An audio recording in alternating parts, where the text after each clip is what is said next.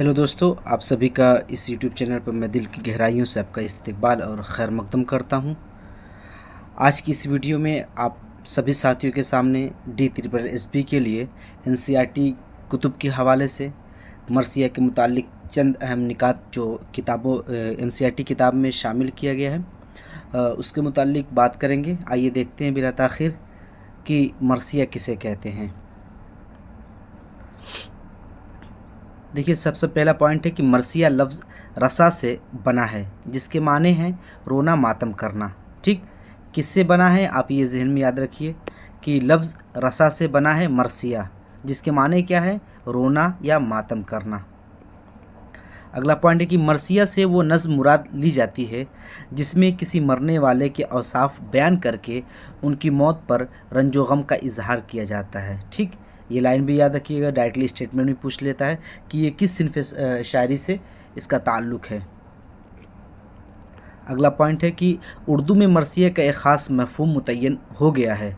ठीक है, जब हम मरसिया बोलते हैं तो एक ख़ास आपको मफ़हूम, एक तस्वुर ज़हन में आप क्या जाता है, वो क्या है, वही कि किसी मरने वाले के औसाफ बयान करके उसकी मौत पर रंजो गम का इजहार करना। ठीक, फिर करें कि यानी मरसिया सिर्फ़ उस नज़्म को कहा जाता है जिसमें इमाम हुसैन और दीगर शहदाए करबला की शहादत का ज़िक्र किया जाए, तो इसके लिए क्या है, इस मफ़हूम के लिए मुतय्यन हो गया है।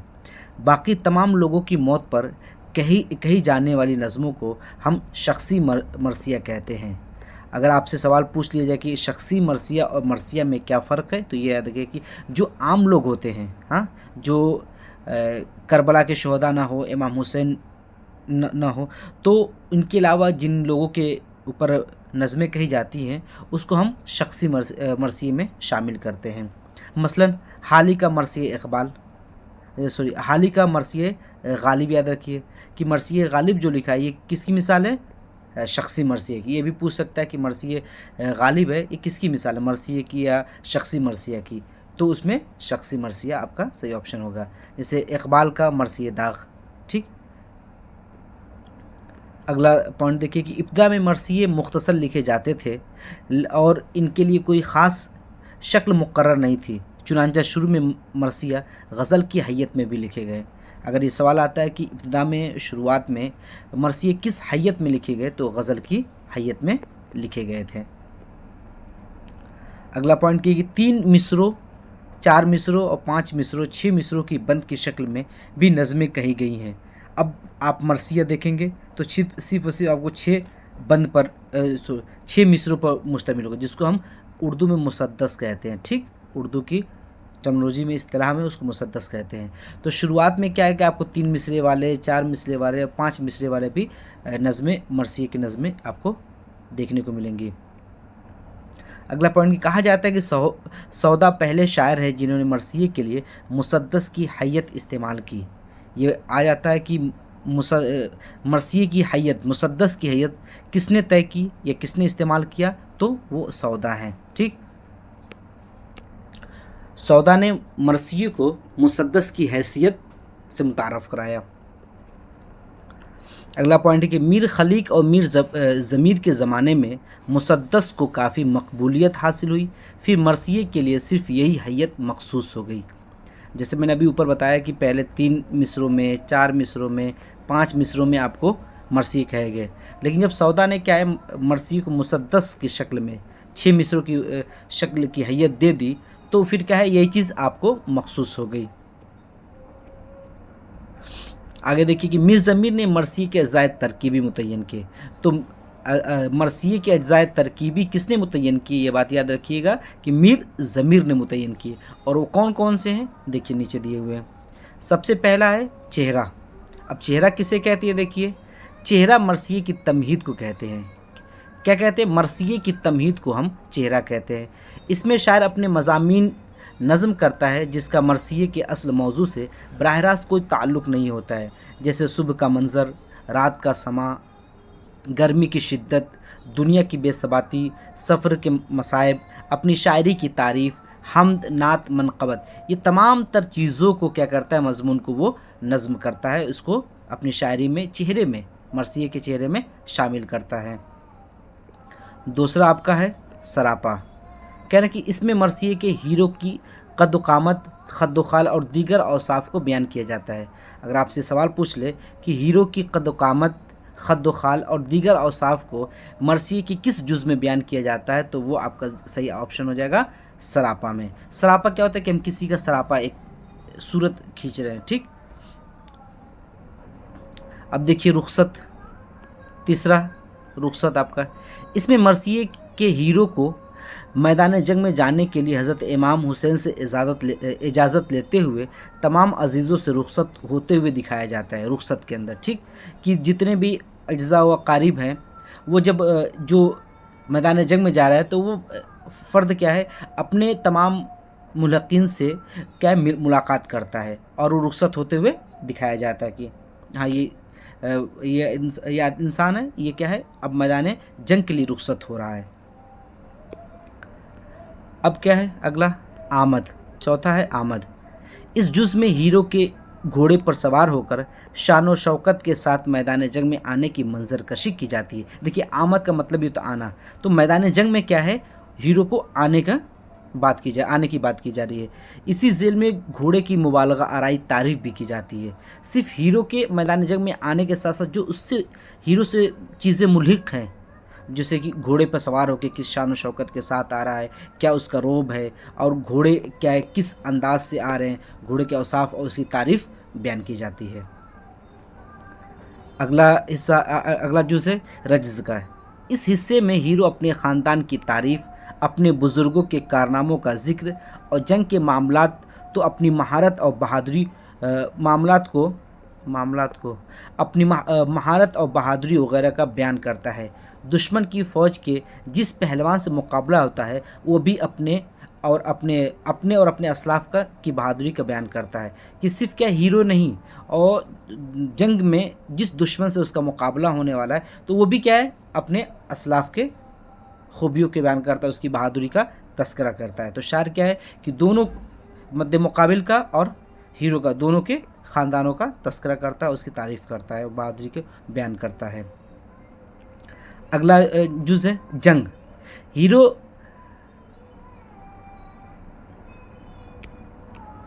कह रहे कि हीरो मुकाबिल फ़ौज के किसी नामवर पहलवान से या पूरी फ़ौज से बड़ी शुजाअत और बहादुरी के साथ लड़ता है। जंग के ज़िम्न में हीरो की तलवार, घोड़े की तारीफ़ की जाती है कि जंग की तारीफ़ की जाती है और जंग के ज़िम्न में क्या इसके तहत भी किसकी हीरो की तलवार की तारीफ़ की जाती है, घोड़े की तारीफ़ की जाती है कि किस तरीके से घोड़े ने क्या है मैदान जंग में अपने कारनामे दिखाए और तलवार किस तरह से चल रही है, हीरो की तलवार किस तरीके से बिल्कुल एक तरफ से दूसरी तरफ सबको चीरती हुई जा रही है। तो इन तमाम चीज़ों को जंग की मंजर कशी के साथ साथ इन तमाम चीज़ों को भी मंजर कशी की जाती है। अगला पॉइंट है शहादत।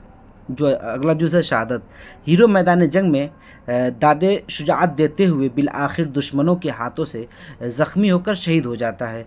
मरसी की इस जुज़ में इसी शहादत का बयान इंतहाई मुअस्सिर अंदाज में किया जाता है कि मरसी के जितने अज्जा हैं उन अज्जा में सबसे जो अहम जुज़ क्या है मरसी की इस जुज़ में क्या है शहादत का बयान इंतहाई मुअस्सिर अंदाज में किया जाता है कि ऐसा लगे कि हाँ जिसकी शहादत हो चुकी है, इस तरीके से शायर उसको बयान करता है कि हाँ सुनने वाला और पढ़ने वाला का एक असर उसके ज़हन दिल दिमाग में एक असर पैदा हो, ठीक। अगला देखिए जुज़ है बैन। ये मरसिए का आखिरी जुज़ होता है। सबसे आखिरी जुज़ क्या है बैन, और सबसे पहला क्या है चेहरा है। कुछ लोग इसे अलहदा जुज़ शुमार नहीं करते, कुछ लोगों का है कि बैन को एक अलहदा जुज़ शुमार नहीं करते लेकिन अलहदा जुज़ है, बल्कि शहादत ही में इसको शामिल करते। इस हिस्से में उस मंज़र की तस्वीर कशी की जाती है कि जब हीरो की लाश पर उसके अज्जा बिल खुसूस औरतें और उसकी खूबियों के बयान करके रोती हैं। मुख्तलिफ़ अज्जा की इन जज्बात को क्या है कि बैन के अंदर क्या होता है कि जब एक फ़र्द है हीरो है वो शहीद हो गया तो शहादत के बाद क्या है उसकी लाश को जब अज्जा के पास उसके अकारीब के पास लेकर जाया जाता है तो जो औरतें होती हैं उस लाश के पास उसकी खूबियों को बयान करके उस शहीद को रोती रहती हैं। तो जो मुख्तलिफ़ जो अज्जा होते हैं उनकी जज्बात की भी तर्जुमानी शायर करता है। तो इस जज्बात की तर्जुमानी में अनीस नहायत मौसर अंदाज में पेश करने में इस जज्बात को क्या है मौसर अंदाज में पेश करने का कमाल रखते हैं कि इस तरीके से जितने भी मरसिए के अज्जा हैं तो अनीस को बैन पर सबसे ज़्यादा महारत हासिल है कि क्या है कि किस तरीके से एक औरत है या जो शहीद है उसके ख़ानदान के उसके अकारिब के लोग किस तरीके जज्बात महसूस फीलिंग महसूस कर रहे हैं, जज्बात रख रहे हैं और किस तरीके से अपने हीरो के लिए बातें कही जाती हैं। तो अनीस क्या है इसको बहुत बेहतर तरीके से और बेहतर अंदाज में बयान करने का उनके पास हुनर है। ठीक, अगर ये सवाल आपके सामने आता है कि अनीस को मरसी किन अज्जा पर सबसे ज़्यादा महारत हासिल है तो वह है आपका बैन। अब देखिए आगे क्या कह रहे हैं अगला पॉइंट, मरसी के आखिरी दो यानी शहादत और बैन का असल मौजू होते हैं।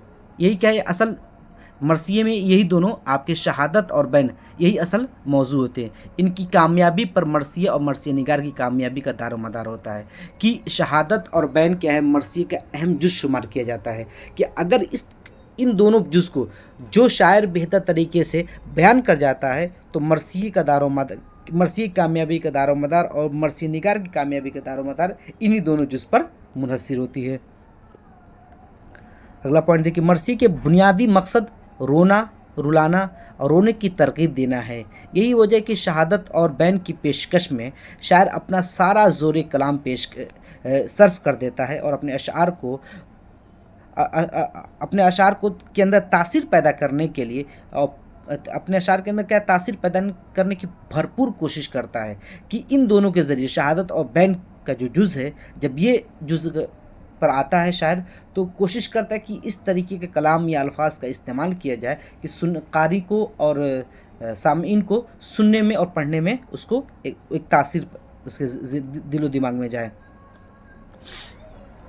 अगला देखिए कि अनीस और दबीर और उनके पैरोकारों के मरसिए के ये अज्जा आम तौर पर पाए जाते हैं, लेकिन ये ज़रूरी नहीं कि हर मरसिए में तमाम अज्जा मौजूद हों।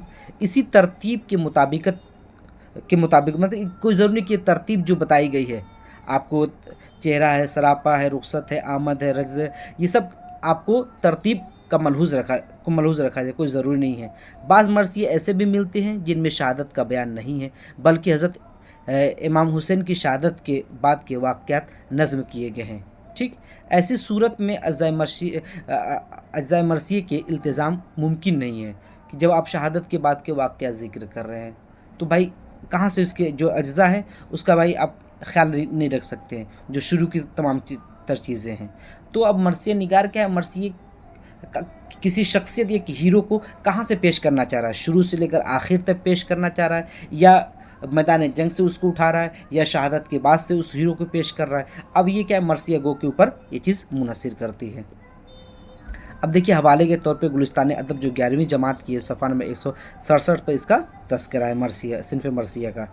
अब मरसिया निगार में जो NCERT बुक में जिस मरसिया निगार को दिया है मरसिया के हवाले से तो वह है अनीस। आइए अनीस के मुतालिक थोड़ा सा देख लेते हैं। कह रहे कि अनीस की पैदाइश 1802 में हुई और इनकी वफ़ात 1874 में हुई।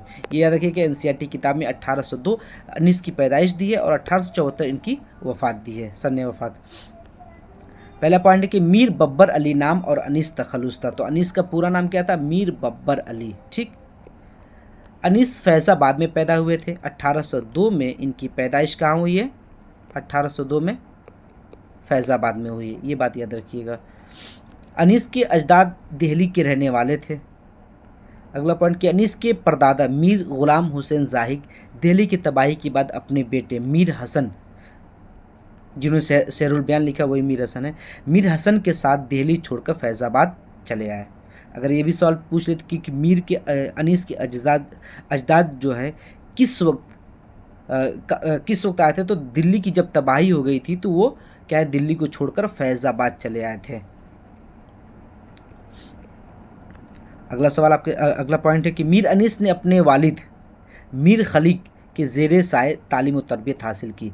मीर खलीक क्या है, मीर अनीस के वालिद है मीर मुस्तहसन खलीक, इनका पूरा नाम क्या है, मीर मुस्तहसन खलीक नाम है इनका। अगला पॉइंट है कि मीर नजफ़ अली फैज़ाबादी और मौलवी हैदर अली लखनवी से भी तालीम हासिल की। इन दोनों अपने वालिद के साथ साथ क्या ये दो अफराद हैं, इनसे भी इन्होंने तालीम और तरबियत हासिल की। अगला कि अनीस के वालिदा भी एक तालीम याफ्ता खातून थी, फ़ारसी ज़बान पर निज़ मज़हबी उमूर से काफ़ी वाक़फ़ियत रखती थी। तो अनीस की तरबियत में देखिए उनकी वालिद, उनकी वालिदा और 2 जो उस्ताद हैं, सब इन तमाम लोगों के हाथ हैं। अगला पॉइंट कि अनीस की इब्तदाई तालीम और तरबियत में उनकी वालिदा का बड़ा हाथ है। और ये यकीनी है कि जब माँ या बाप पढ़े लिखे होते हैं, और ख़ास करके माँ औरतें पढ़ी लिखी होती हैं, तो बच्चों की तरबियत में किसी तरह की कमी नहीं होती है। तो इब्तदाई तालीम जो हम स्कूल में या मदरसे में उम्मीद करते हैं कि वहाँ जाकर तालिब इल्म या मेरा बेटा सीख लेगा, तो अगर वह लड़कियाँ पढ़ी लिखी होती हैं, तो माएँ पढ़ी लिखी होती हैं, तो जो इब्तदाई तालीम वहाँ पे दी जाती है वो घर पे ही अपने बाल बच्चों को सिखा देती हैं, तरबियत दे देती हैं। अगला पॉइंट कि मीर अनीस का मुताला वसी था। अरबी और फ़ारसी में अच्छी दस्तरत रखने के साथ साथ वो उन तमाम उलूम से खातिर ख्वाह वाकिफ़ थे जो उस ज़माने में राइज थे। कुरान व हदीस, उरूज, मंतिक, फ़लसफ़ा, तिब, रमल वगैरह सब में उन्होंने अच्छी इस्तेदाद पैदा कर ली थी। इसके अलावा सिपागरी फ़न सवारी से भी बखूबी वाकिफ़ थे। इस फ़न की तालीम उन्होंने बाकायदा तौर पर उस ज़माने के माने जाने उस्तादों से हासिल की थी। कि फ़न सिपागरी और शे सवारी की तालीमात क्या है, जो उस वक्त के उस्ताद थे बाकायदा तौर पर वहाँ जाकर उन्होंने उस्तादों से हासिल की। और इसके उरूज है, मंतिक है, फ़लसफ़ा है, तिब है, ये सब की तालीम उन्होंने अपने असातिज़ा इकराम से बाकायदा तौर पर रस्मी तौर पर हासिल की थी। अगला पॉइंट कि मीर अनीस नहायत खुददार और पाबंद वज़ा शख्स थे। वो अपने ख़ानदान की इज़्ज़त और अपने बुज़ुर्गों के इल्म व फ़ज़ल पर बड़ा फ़ख्र करते थे। मरसिया पढ़ते वक्त वो अपनी आवाज़ से उतार चढ़ाव और चेहरे की हरकत और सकनात से सारा मंज़र दिलनशी कर देते थे। मजलिस में समा बांध देते थे। कि जब इंसान क्या है कि किसी को प्रेजेंटेशन की पेशकश का तरीका बहुत बेहतर तरीके से आता है कि किस लफ्ज़ पे ज़्यादा ज़ोर देना है, किस लफ्ज़ को बिल्कुल आसानी के साथ बयान करना है, कौन से वाक्य पे अपनी आवाज़ में गम के तौर पे बयान करना है, किस वाक्य को हम खुशी खुशी बयान करेंगे। तो जब किसी भी प्रेजेंट करने वाले के अंदर ये तमाम खूबियाँ होती हैं, तो मामूली बात को क्या इस तरीके से पेश करता है कि सामने वाला, सुनने वाला उससे बिल्कुल मुतासिर हो जाता है और पूरा समा बांध देता है वो। अगला पॉइंट कि मीर अनीस के वालिद आखिरी उम्र में लखनऊ चले आए और उनके साथ अनीस भी आ गए। यही मुस्तकिल सुकूनत इख्तियार कर ली। तो मीर अनीस का इंतकाल लखनऊ में हुआ, लखनऊ में, और इनकी पैदाइश कहाँ हुई? फैज़ाबाद में। ठीक, ये याद रखिएगा, फैज़ाबाद में इनकी पैदाइश हुई है और वफ़ात आपकी लखनऊ में हुई है। और 1874 में इनकी लखनऊ में वफ़ात हुई है और 1802 में फैज़ाबाद में इनकी पैदाइश हुई है, ये याद रखिएगा। कहना कि लखनऊ में अनीस की वफ़ात हुई। अब कह रहे कि अनीस एक कादिर कलाम शायर और माहिर फ़नकार थे। ज़बान पर उन्हें बेपनाह कुदरत हासिल थी। लफ्ज़ों के इंतखाब और इस्तेमाल में उनका कोई जवाब नहीं था। अगला पॉइंट देखिए, अनीस एक बात को कई ढंग से अदा करने में माहिर थे। मुश्किल अल्फाज और अरबी और फ़ारसी तराकीब और मुहावरे को बेहद लतीफ़ पैराए में नज़्म करने में उन्हें मलिका हासिल था। ठीक, अगला पॉइंट और आखिरी है कि नज़ाकत ख़याल और लतीफ़ से लतीफ़ कैफ़ियत की तर्जुमानी वो नहायत मुनासिब अल्फाज और बेहद मुअस्सिर अंदाज में पेश कर देते थे। तो अनीस के मुतालिक जो मालूमात थी, जो गुलिस्तान अदब 11वीं जमात के सफ़ा नंबर 170 पर तज़किरा है, उसको मैंने आपके हवाले से, इस वीडियो के हवाले से आप तक पहुँचाया है। अब देखिए जो भी चीज़ें पेश की गई हैं उस पर मारूज़ी सवालात देख लीजिए, MCQs। ठीक, अगर आप इस यूट्यूब चैनल पर नए हैं तो प्लीज़ इस चैनल को सब्सक्राइब करें। मैं देख रहा हूँ कि चीज़ें क्या हैं कि अक्सर साथी ऐसे हैं कि जो वीडियो देख रहे हैं लेकिन वो सब्सक्राइब नहीं किए। प्लीज़ सब्सक्राइब करें ताकि मुझे भी आपके सब्सक्रिप्शन से और लाइक करने से क्या है, मुझे हौसला मिलता रहे और मैं ज़्यादा से ज़्यादा आपके सामने वीडियो लेकर बेहतर तरीके से पेश हूँ। अगर किसी तरह कोई कमी हो तो आप कमेंट में कह सकते हैं ताकि मैं उसकी इस्लाह कर सकूँ, सुधार कर सकूँ अपने अंदर। ठीक, देखिए मरसिये के जो भी शुअरा इकराम का पेश किया गया सिनफ़ मरसिया को, उसके ऊपर सवालात हैं। मरसिये के अज़ाए तरकीबी किसने मुतय्यन किए थे? मरसिये के अज़ाए तरकीबी किसने मुतय्यन किए थे? आपका ऑप्शन है ए मीर खलीक, बी सौदा, सी अनीस और डी मीर ज़ाहिक। तो आपका डी ऑप्शन सही सही हो जाएगा कि मरसिए के ज़ायद तरकीबी को मीर ज़मीर ने मुतय्यन किए थे। ठीक,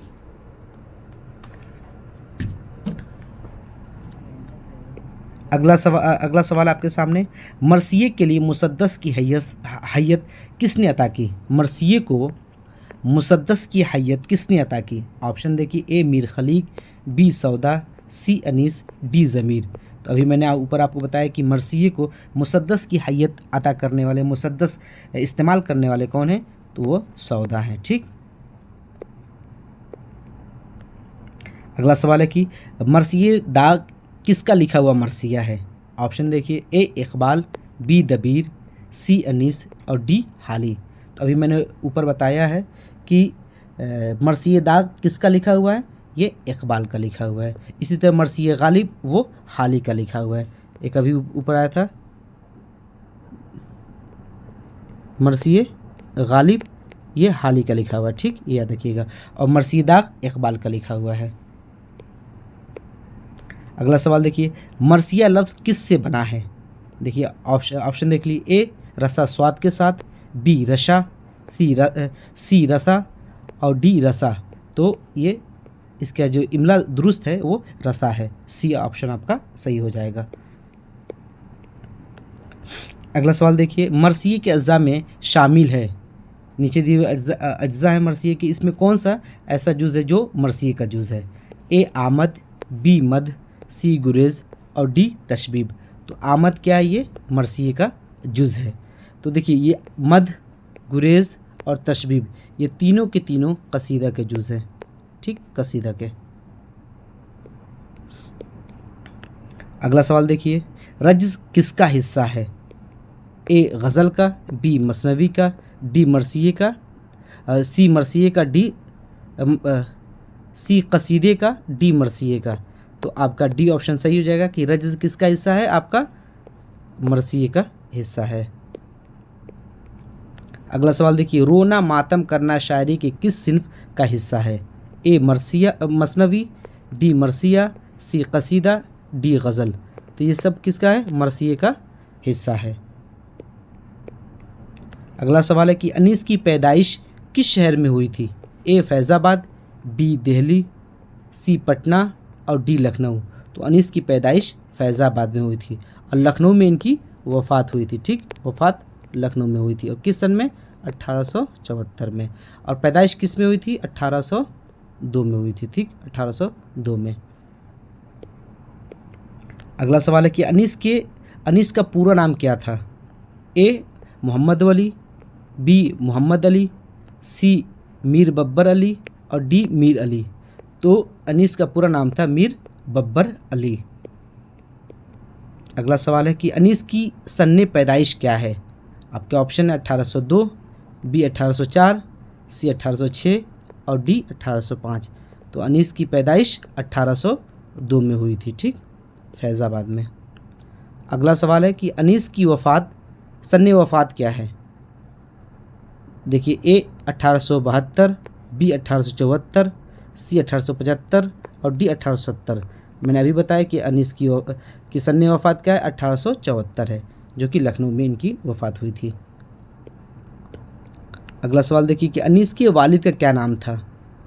ए मीर खलीक, बी मीर मोहसिन, मीर हसन और सी मीर ज़ाहिक और डी मीर ज़मीर। तो मीर खलीक अनीस के वालिद का नाम था।